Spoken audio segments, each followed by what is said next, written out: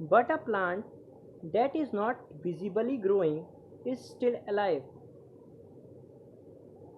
But किसी plant की अगर हमें ग्रो नहीं दिख रहा कि वो कोई उसकी विजिबल ग्रोथ नहीं दिख रही है, क्या वो स्टिल अलाइव है? And some animals can breathe without visible movement. कोई मूवमेंट दिखाए बिना वो कोई कुछ एनिमल्स जो ब्रीथ करते हैं वो। So using visible movements as the defining characteristics of life is not enough. तो इससे हमें क्या पता चल रहा है कि जैसे कि एक प्लांट कोई विजिबल ग्रोइंग नहीं दिखा पा रहा लेकिन वो अलाइव है, या फिर कोई एनिमल मूवमेंट नहीं शो कर रहा पर वो ब्रीथ कर रहा है, तो इससे हमें क्या पता चल रहा है कि मूवमेंट जो है वो इनसफिशिएंट है, वो इनफ नहीं है एक ये बताने के लिए कि वो स्टिल अलाइव है कि नहीं। ये एक डिफाइनिंग करेक्टर नहीं है लाइफ का। ठीक है। Movement over very small scale will be invisible to the naked I.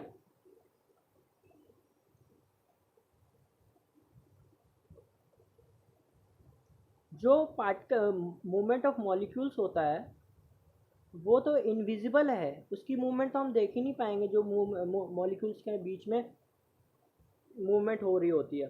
For example, is this invisible molecular movement necessary for life? पर वो इनविजिबल मूवमेंट जो मॉलिक्यूल के बीच में हो रही होती है वो लाइफ एग्जिस्ट करने के लिए नेसेसरी होती है।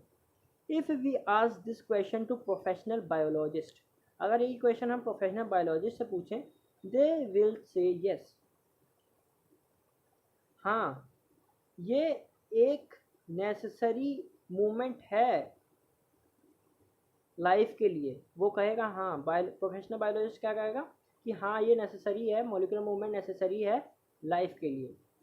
In fact virus do not show any molecular movement, virus भी कोई मूवमेंट हमें मॉलिक्यूलर मूवमेंट शो नहीं करता in them until they infect some sales.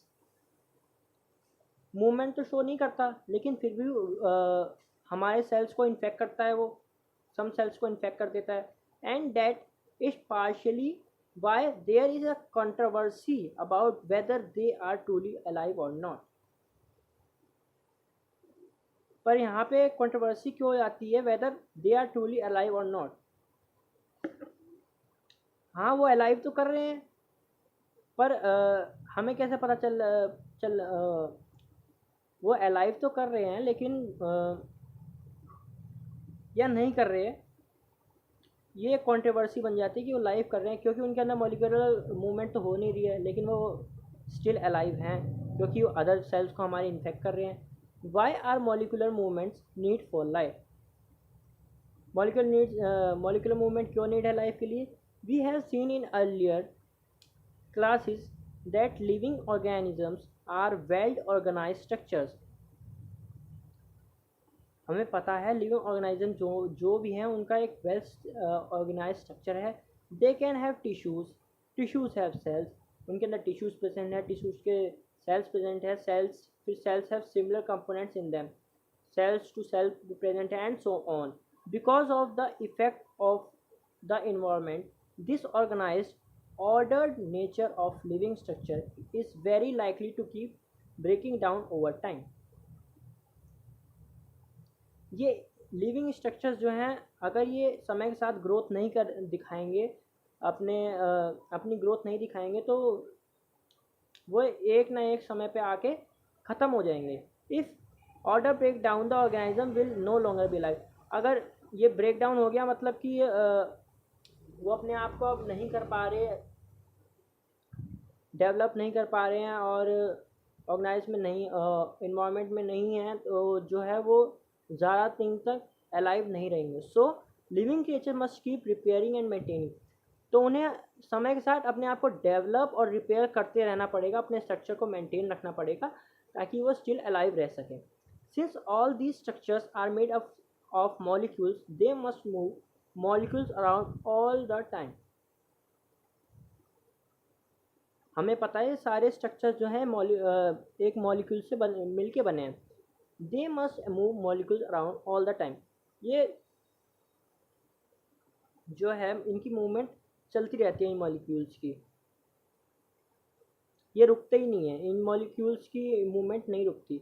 What are the maintenance process in life organisms, let us explore.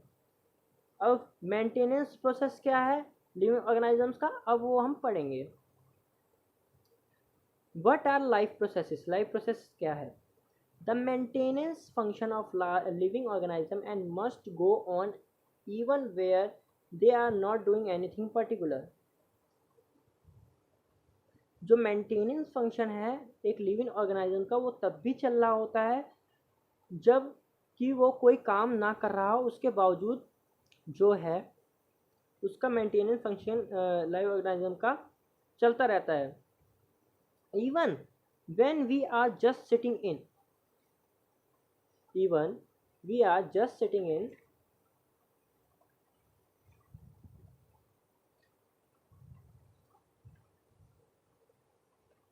class, even if we are just asleep, हम एक class में बैठे हों या फिर हम सो रहे हों, this maintenance job has to go on, ये मेंटेनेंस जॉब चलती रहती है लिविंग ऑर्गेनिजम्स में। The process which together perform this maintenance job are life process. जो मेंटेनेंस चल रही होती है ड्यूरिंग दीज प्रोसेसेस, ये क्या है? लाइफ प्रोसेस है। लाइफ मेंटेन करने के लिए, मेंटेनेंस ऑफ लाइफ के लिए ये ज़रूरी है process. These processes are called life processes. Since these maintenance processes are not needed to prevent damage, अब इन मेंटेनेंस प्रोसेसेस को क्या नीड है? Are needed to prevent damage. ये मेंटेनेंस प्रोसेसेस जो है इनकी नीड है prevent damage and break down. अब मेंटेन रखना है, जैसे आपको कट लग गया कहीं पे, तो आप डैमेज हो गए, आपका वहाँ के सेल्स डैमेज हो गए, ब्रेक डाउन हो गया, वहाँ पे स्किन ब्रेक डाउन हो गई, तो मेंटेनेंस प्रोसेस को बनाए रखने के लिए कुछ तो ये नेसेसरी है कि डैमेज और ब्रेक डाउन प्रिवेंट करना, उस घाव को भरना, हमारे घाव भर जाते हैं ना, तो कैसे मेंटेनेंस प्रोसेस चलता है? ये energy is needed for them. अब इस मेंटेनेंस प्रोसेस को कायम रखने के लिए हमें energy is needed for them, energy हमें चाहिए। This energy comes from outside the body.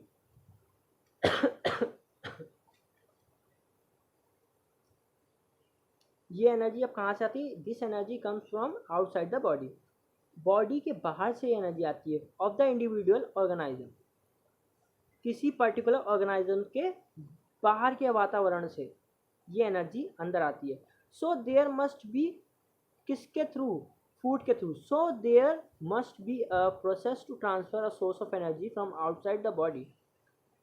तो इधर एक प्रोसेस होता है एनर्जी फ्रॉम, जो सोर्स ऑफ एनर्जी है, एनर्जी किसी सोर्स से तो मिलेगी हमें, उस एनर्जी को ट्रांसफ़र करने के लिए बॉडी के अंदर of the organiser which we call food, जिसको हम फूड कहेंगे, to the inside a process we commonly call nutrition. मतलब हम न्यूट्रिशन ले रहे होते हैं, इस प्रोसेस को क्या कहते हैं? Commonly nutrition. If the body size of the organism is to grow, additional raw materials will also be needed from outside. अगर किसी बॉडी साइज़ को ग्रो करना है, हमारी बॉडी साइज़ ग्रो करती है ना, तो उसको एडिशनल रॉ मटेरियल्स बाहर से नीड है, उसकी नीड है, उसे बाहर से रॉ मटेरियल्स लेने पड़ेंगे ताकि उसकी बॉडी साइज ग्रो हो सके। Since life on the earth depends on the carbon based molecules, हमें पता है ज़्यादातर लाइफ जो है अर्थ पे डिपेंड है, किस पे? कार्बन बेस्ड मॉलिक्यूल्स पे। किस पे बेस्ड है हमारी जो है life on the earth? Based on molecules, carbon molecules. Most of these food sources are also carbon based. ज़्यादातर यानी जो हमारे फूड सोर्सेज हैं वो भी ज़्यादातर किससे बने हुए हैं? कार्बन बेस्ड हैं। Depending on the complexity of these carbon sources, different organisms can then use different kinds of nutritional processes. अब जैसे जैसे ये किस पे डिपेंड करता है? कम्प्लेक्सिटी पे हमारी डिपेंड करता है of these carbon sources, different organisms can be have. जैसे जिस ऑर्गेनिज्म की कैपेसिटी होगी, जिस कॉम्प्लेक्सिटी को तोड़ने के लिए जिसके अंदर जैसी जिस ऑर्गेनिज्म के अंदर जैसी ताकत होगी वैसी वो कार्बन बेस मॉलिक्यूल्स लेगा, जितनी उसके बॉडी को नीड होगी उसके हिसाब से वो कम्प्लेक्स कार्बन सब्सटेंस लेगा. Different kinds of nutrition processes. Outside sources of energy could be quite varied. ये outside source of energy varied करते हैं. क्वाइट वेराइड मतलब इनकी वेराइटीज़ हैं. Since the environment is not under the control of the individual organism. एक individual organism के control में ये इन्वायरमेंट नहीं है. हम इन्वायरमेंट में प्रेजेंट हैं, हमारे अंदर इन्वायरमेंट नहीं. These sources of energy therefore need to be broken down or built up in the body. अब जो ये सोर्स ऑफ एनर्जीज हैं यानी फूड है, उसका ब्रोकन होगा तभी तो उसमें से हमें एनर्जी मिलेगी उस सोर्स से. सो इसका ब्रोकन डाउन भी ज़रूरी है. And must be finally converted to a form of source of energy.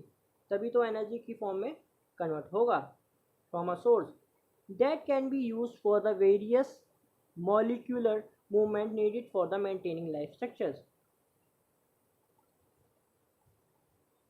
अब लाइफ स्ट्रक्चर्स को मेंटेन करने के लिए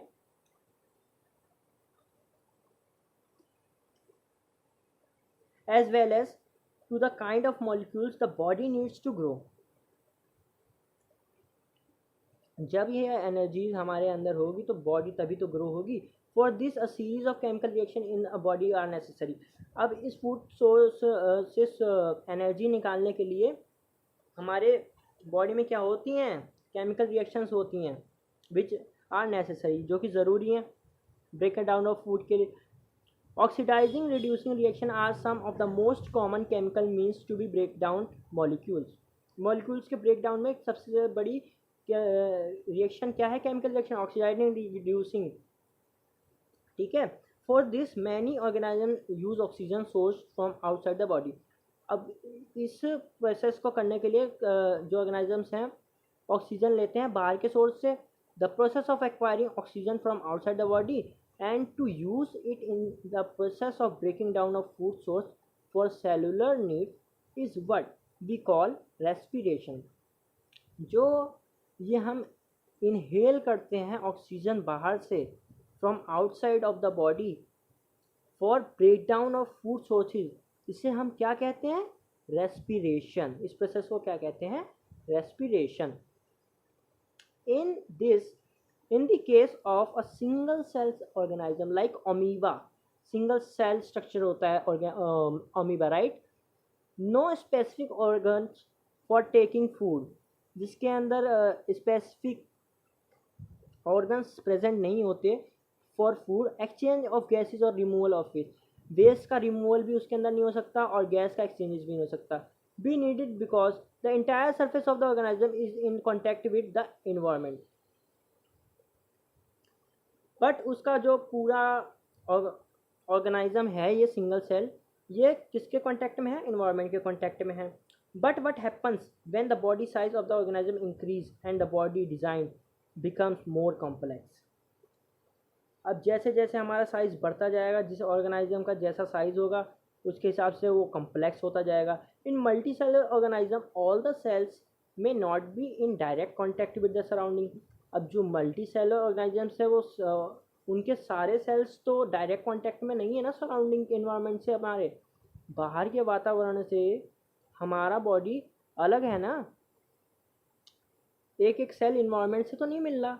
ठीक है. Thus, a simple diffusion will not meet the requirement of all these cells.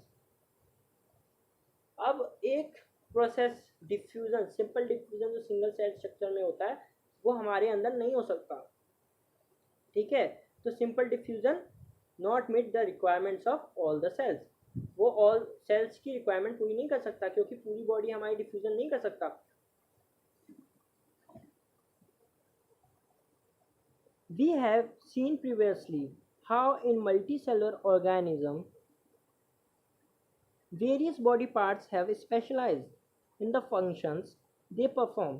We are similar with the idea of this specialised tissue. हमने क्या देखा है, पीछे हमने देखा है कि मल्टी सेलुलर ऑर्गेनाइजम्स में हमने कई बार देखा है कि various body parts have specialise. हमारे बॉडी पार्ट्स क्या हैं, स्पेशलाइज हैं। अपने ही काम को करने के लिए, एक ही काम करने के लिए जो है वो स्पेशलाइज है in the functions they perform. अपने फंक्शंस उसके वो ऑटोमेटिक फंक्शन परफॉर्म करते हैं अपने, उसके लिए स्पेशलाइज हैं वो। ठीक है, we are familiar we are familiar with the idea of these specialized tissues. We are familiar with the idea of these specialized tissue and with their organization in the body of organism. हम idea लगा सकते हैं कि specialized tissue कैसे हैं in the organization in the body of the organism, और body के अंदर कैसे ऑर्गेनाइज होंगे एक ऑर्गेनिज्म के अंदर। It is therefore not surprising that the uptake of food and oxygen will also be the function of specialized tissues. जो Uptake of food है और ऑक्सीजन इनहेल करना है, ये भी एक स्पेशलाइज्ड टिश्यू है जिसके द्वारा ये फंक्शन परफॉर्म किया जा रहा है। However, this poses a problem since the food and oxygen are not taken up at one place in the body of the organism. अब एक पार्ट को नहीं चाहिए, हमारे एक ऑर्गेनिज्म के सिर्फ एक बॉडी पार्ट के तो नहीं चाहिए, ये ऑल बॉडी पार्ट का नीड है। हर एक सेल को एनर्जी चाहिए, ठीक है, need them. The situation creates a need for a transportation system. अब इसलिए हमें क्या चाहिए, अपने एक मल्टी सेलर ऑर्गेनिज्म के बॉडी में क्या चाहिए, ट्रांसपोर्टेशन सिस्टम चाहिए for carrying food and oxygen from one place to another. मतलब हर एक सेल तक एनर्जी पहुंचनी चाहिए, जिसके लिए यानी अदर पार्ट्स ऑफ बॉडी के तक भी जो है एनर्जी पहुंचनी चाहिए, जो कि हमारी फूड और ऑक्सीजन से निकलती है। When chemical reactions use the carbon sources and the oxygen for energy generation. अब केमिकल रिएक्शंस यूज होंगी जब carbon source and the oxygen for energy generation use होंगे, दे क्रिएट बाय प्रोडक्ट्स। अब वो बाय प्रोडक्ट्स बनाएंगे जो कि हमारे लिए अच्छे नहीं है, that are not only useless, जो कि हमारे लिए यूजलेस तो हैं, साथ ही for the cell of the body but could even be harmful. वो एक तो यूजलेस हैं बाय प्रोडक्ट्स और हार्मफुल भी हैं हमारे लिए। These waste by products are therefore needed to be remove from the body. अब इनकी रिमूवेशन भी ज़रूरी है क्योंकि हमारे लिए हार्मफुल है और यूजलेस भी हैं। And discarded outside by process called excretion. Through anus excretion process perform होता है जिससे removal of by product take place करता है। Again if the basic rules for body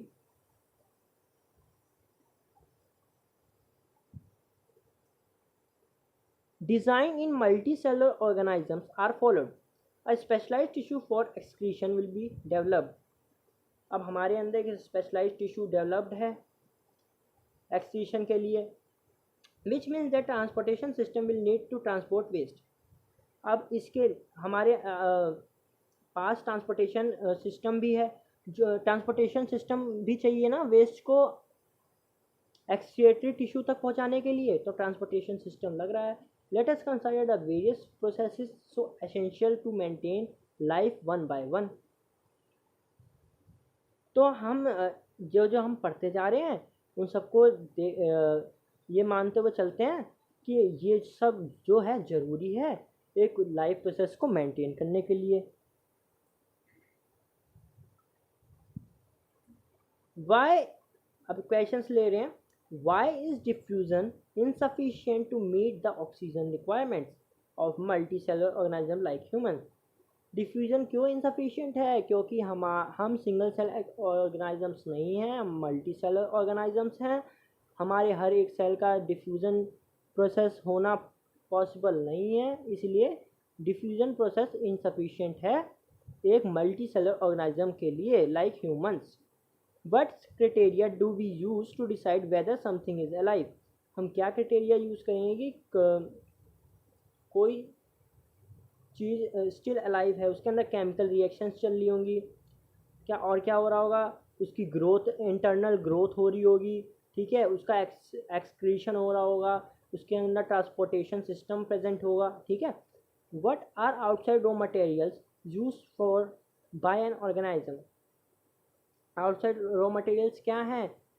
carbon based food sources and oxygen are used as raw material by an organism। यानी कि food use होता है bye N organism बाहर से as a raw material. But processes would you consider essential for maintaining life? कौन सा process आप मानोगे कि कंसाइडर करोगे कि वो लाइफ को मेंटेन करने के लिए इम्पोर्टेंट है? उसके अंदर केमिकल रिएक्शन चल रही होंगी, केमिकल रिएक्शन होनी चाहिए, ट्रांसपोर्टेशन सिस्टम प्रेजेंट होना चाहिए, वो अलाइव होने के लिए उसके अंदर ब्रीथिंग प्रोसेस भी होना चाहिए, इंटरनल बॉडी साइज ग्रोथ होनी चाहिए, मेंटेन, ठीक है, ये सब होना चाहिए। लेकिन ये सब होता कैसे है? इसके सब के लिए हमें एनर्जी चाहिए। तो what process would you consider essential for maintaining life? Life maintain करने के लिए हमारे पास एनर्जी होनी चाहिए। एनर्जी हम फूड से लेते हैं, उसके बाद ही सारे प्रोसेसेस टेक प्लेस करते हैं। अब हमारा आ जाता है न्यूट्रिशन। व्हेन वी वॉक और राइड अ बाइसिकल, जब हम चलते हैं या बाइसिकल चलाते हैं, we are using up energy, हम एनर्जी यूज़ करते हैं। Even when we are not doing any apparent activity, जबकि हम कोई एक्टिविटी डू नहीं कर रहे होते, सिर्फ हम चल रहे होते हैं या फिर बाइसिकल चल रहे होते हैं, energy is needed to maintain a state of order in our body. अब स्टेट ऑर्डर अपने बॉडी का मेंटेन रखने के लिए हमें एनर्जी नीड है। We also need materials from outside in order to grow, develop, synthesize protein and other substance needed in the body. The source of energy and materials is the food we eat. Source of energy और material क्या है? Food we ईट, ठीक है, जो हम खाना खाते हैं। How do living things get their food? अब कोई लिविंग ऑर्गेनिज्म कैसे अपना फूड गेट करता है? The general requirements for energy and materials is common in all. Materials की और एनर्जी की रिक्वायरमेंट सब में कॉमन है हर ऑर्गेनिज्म में, but it is fulfilled in different ways. But ये बहुत सारे डिफरेंट वेज हैं इनको फुलफिल करने के लिए, इन रिक्वायरमेंट्स को फुलफिल करने के लिए। Some organisms use simple food materials. कुछ ऑर्गेनिजम सिंपल फूड मटेरियल्स लेते हैं जो कि ऑब्टेन होते हैं इन ऑर्गेनिक सोर्सेज से, in the form of carbon dioxide and water. Carbon dioxide और वाटर कौन यूज़ करता है? प्लांट्स यूज़ करते हैं, मेनली ऑटोट्रॉफ्स होते हैं। These organisms, the autotrophs include green plants and some bacteria और ग्रीन प्लांट्स जो कि ऑटोट्रॉफ्स होते हैं, ये यूज़ करते हैं कार्बन डाइऑक्साइड और वाटर जो कि इन ऑर्गेनिक सोर्स है as a food. Other organism utilize complex substance, और दूसरे ऑर्गेनिजम्स कम्प्लेक्स सब्सटेंस लेते हैं। These complex substance have to be broken down into similar ones. अभी कोई मल्टी सेलुलर ऑर्गेनिज्म जब कम्प्लेक्स सब्सटेंस लेता है तो उसकी ब्रेक डाउन भी ज़रूरी है simpler ones before they can be use for keep and growth of the body. उसकी एनर्जी लेने के लिए और ग्रोथ ऑफ द बॉडी के लिए उससे पहले सिंपलर वंस में कन्वर्ट होना उसका ज़रूरी है, कम्प्लेक्स सब्सटेंस का। To achieve this organism use biocatalyst called enzymes. इस सब के लिए ऑर्गेनिज्म क्या यूज़ करता है? बायोकैटालिस्ट यूज़ करता है कॉल्ड एंजाइम्स, यानी एंजाइम्स जो कि हमारे अंदर प्रेजेंट होते हैं मल्टी सेलुलर ऑर्गेनिज्म के अंदर, बैक्टीरिया जो हमारा खाने पाचन में मदद करते हैं। Thus the heterotrophs survival depends directly on और इनडायरेक्टली ऑन ऑटोट्रॉप्स। हेटेरोट्रॉप्स का डायरेक्टली और इनडायरेक्टली किस पे डिपेंड है? वो ऑटोट्रॉप्स पे। Heterotrophic organisms include animals and fungi. Heterotrophic organisms में कौन कौन आ जाते हैं हमारे? एनिमल्स और fungi. Autotrophic nutrition, autotrophic nutrition के बारे में पढ़ रहे हैं, यानी प्लांट्स की न्यूट्रिशन के प्रोसेस के बारे में। Carbon and energy requirements of the autotrophic organism are fulfilled by photosynthesis. Photosynthesis जब टेक प्लेस करता है तब फोटोसिंथेसिस के द्वारा कार्बन और एनर्जी रिक्वायरमेंट्स पूरी होती है एक ऑटोट्रॉफिक ऑर्गेनिज्म की. It is the process by which autotrophs take in substance from the outside. ये एक प्रोसेस है जो ऑटोट्रॉफ्स करते हैं to take substance from the outside से सब्सटेंस को अंदर and convert them into stored form. फिर उसको स्टोर्ड फॉर्म में कन्वर्ट कर लेते हैं. क्यों कर लेते हैं? क्योंकि उन्हें एनर्जी जब यूज़ करनी होती है तो वो उसमें से स्टोर्ड फॉर्म में से ले सकते हैं. Of energy the material is taken in the form of carbon dioxide and water. जो मटेरियल्स टेकन होते हैं आउटसाइड से वो क्या कौन कौन से होते हैं जो ऑटोट्रॉफिक ऑर्गेनिज्म में लिए जाते हैं? Carbon dioxide and water which is converted into carbohydrate, जो कि किस में कन्वर्ट कर दिए जाते हैं? कार्बोहाइड्रेट्स में. In the presence of sunlight की प्रेजेंस में. And chlorophyll carbohydrates are utilized for providing energy to the plant. अब कार्बोहाइड्रेट यूटिलाइज किए जाते हैं यानी सिंपलर वंस में करे जाते हैं और सिंपलर वंस में क्या करे जाते हैं ताकि प्लांट को एनर्जी प्रोवाइड की जा सके. We will study how this take place in the next session. हम आगे पढ़ेंगे कि ये टेक प्लेस कैसे करता है. ठीक है, अभी तक के लिए इतना ही पढ़ेंगे इसमें. The carbohydrates which are not used immediately are stored in the form of starch. जो कि तुरंत कार्बोहाइड्रेट यूज़ नहीं हो पाते, एनर्जी की फॉर्म में कन्वर्ट नहीं किए जाते, वो जो है स्टोर्ड फॉर्म में प्रेजेंट होते हैं प्लांट या बैक्टीरिया के अंदर in the form of starch which serves as the internal energy reserves to be used as and when required by plant.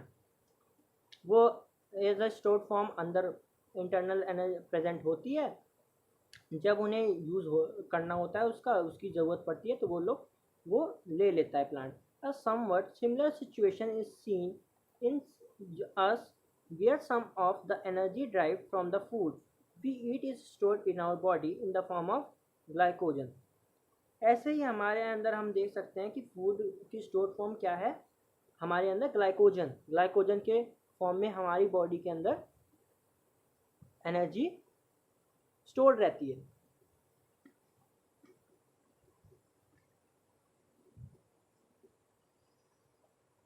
अब क्या फॉर्मूला टेक प्लेस करता है ये देखो. CO2 कार्बन और H2O वाटर दोनों मिलते हैं क्लोरोफिल और सनलाइट की प्रेजेंस में. तो क्या मिलता है? ग्लूकोज मिलता है. O2 बाहर निकल जाता है और वाटर बाहर निकल जाता है. Glucose as a form of energy store हो जाती है और बाद में यूज़ की जाती है. Let us now see what actually happens during the process of photosynthesis. अब देखते हैं कि फोटोसिंथेसिस के दौरान एक्चुअली में होता क्या है. The following events occur during this process. इस इवेंट के दौरान ये प्रोसेसेस होते हैं, ये सारे इवेंट्स फॉलो होते हैं इस प्रोसेस के दौरान. कौन कौन से होते हैं देखते हैं ज़रा. First, absorption of life energy by chlorophyll की वजह से absorption of light take place करता है. Conversion of light energy to chemical energy. अब लाइट एनर्जी किस में हो जाती है कन्वर्ट? केमिकल एनर्जी में. And splitting of water molecules. Splitting मतलब वाटर मॉलिक्यूल्स के टुकड़े करने के लिए into hydrogen and oxygen. Hydrogen एक तरफ हाइड्रोजन हो जाता है, एक तरफ ऑक्सीजन बाहर निकल जाती है, हाइड्रोजन अंदर रह जाती है. Reduction of carbon dioxide to carbohydrates. अब कार्बन डाइऑक्साइड की रिडक्शन होती है टू कन्वर्ट इनटू कार्बोहाइड्रेट्स. अब कार्बन डाइऑक्साइड के मॉलिक्यूल्स तोड़ जाते हैं, रिडक्शन होती है मतलब इसके ऑक्साइड्स निकाल दिए जाते हैं, कार्बोहाइड्रेट्स में कन्वर्ट किया जाता है. These steps need not take place one after one. ये ज़रूरी नहीं है कि ये एक के बाद एक ही हो। For example desert plant take up carbon dioxide at night. जैसे कि हमें एक एग्ज़ाम्पल के तौर पे इसे समझेंगे कि एक डेजर्ट प्लांट होता है जो ना, वो कार्बन डाइऑक्साइड नाइट में लेता है, रात को कार्बन डाइऑक्साइड ले लेता है, पर जो prepare of intermediate which is acted upon by energy absorb by chlorophyll during the day. पर जो एनर्जी एब्जॉर्ब करता है ना, वो सुबह के टाइम करता है क्लोरोफिल के प्रेजेंस में, क्लोरोफिल के द्वारा क्लोरोफिल के द्वारा दिन में करता है। इसलिए ये ज़रूरी नहीं है कि ये तीनों जो हैं प्रोसेस एक के बाद एक होते चले जाएं। ठीक है, कुछ देर बाद ये वाला होगा, कुछ देर बाद ये वाला होगा। ठीक है, let us let us see how each of the component of the body reaction are necessary for photosynthesis.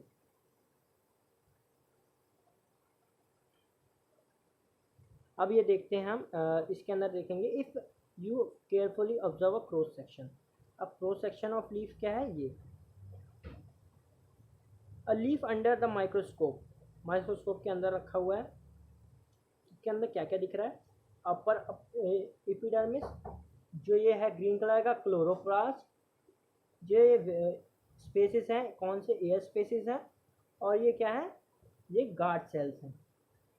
इनके अंदर गार्ड सेल्स के अंदर क्या प्रेजेंट है, क्लोरोप्लास्ट। ठीक है, these green dots are cell organelle called chloroplast which contain chlorophyll. इनके अंदर क्या है, ये क्लोरोप्लास्ट हैं जिनके अंदर क्या है, क्लोरोफिल कंटेन है। Let us do an activity which determines that chlorophyll is essential for photosynthesis। अब हम एक्टिविटी कर रहे हैं, इससे हमें पता लगेगा कि फोटोसिंथेसिस एसेंशियल क्यों है, क्लोरोफिल एसेंशियल क्यों है फोटोसिंथेसिस के लिए।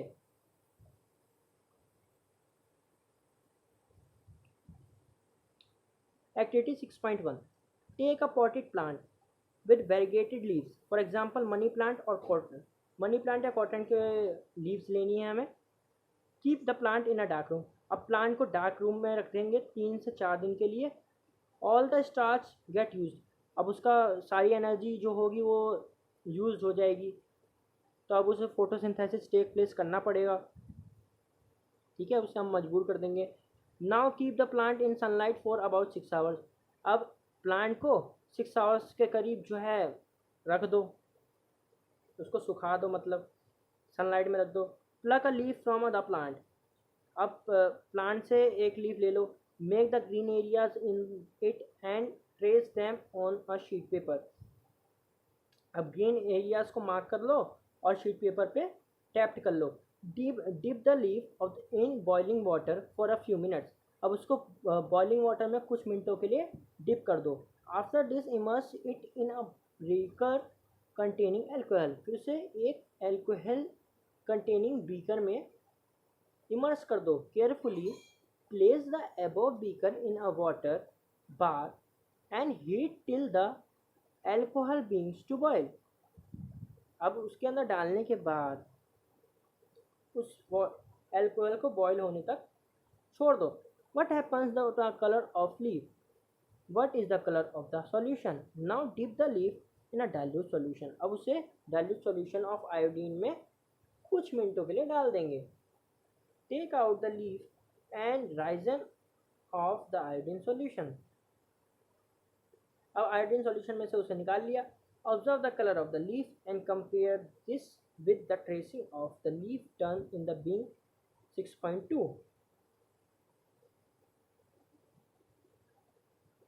What can you conclude about the presence of starch in various areas of leaf? अब स्टार्च प्रेजेंस इसमें हम कैसे पता करेंगे, देखते हैं। क्या लिखा है, variegated leaves, A before be after. ए में ऐसा था, बी में ऐसा हो गया, स्टार्च की प्रेजेंस खत्म हो गई।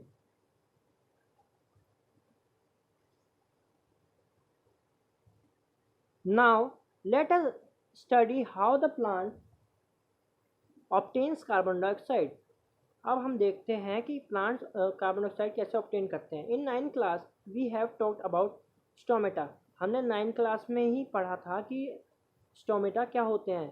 विच are tiny pores present on the surface of leaves, जो लीव्स के सरफेस पे प्रेजेंट होते हैं. Massive amount of gases exchange take place in the leaves through these pores. अब एक्सचेंज ऑफ गैसेज कहाँ से होता है? इन पोर्स के थ्रू. प्रपोज ऑफ फोटोसिंथेसिस के लिए. But it is important to note here that exchange of gases occur across the surface of stems, roots and leaves as well as. पर हम ये भी इग्नोर नहीं करेंगे कि जो एक्सचेंज ऑफ गैसेस है वो टेक प्लेस कहाँ से करता है? स्टेम, रूट्स और लीव्स से भी करता है. Since large amount of water can be also be lost through these stomata. In stomatal pores से water loss भी होता है in large amount में. The plant closes these pores when it does not need carbon dioxide.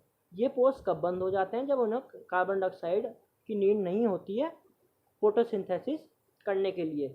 The opening and closing of the pore is a function of guard cell. ये opening और closing कौन decide करता है? Guard cell decide करते हैं कि कब pores को ओपन करना है, कब क्लोज करना है. The guard cells swell when water flows into them.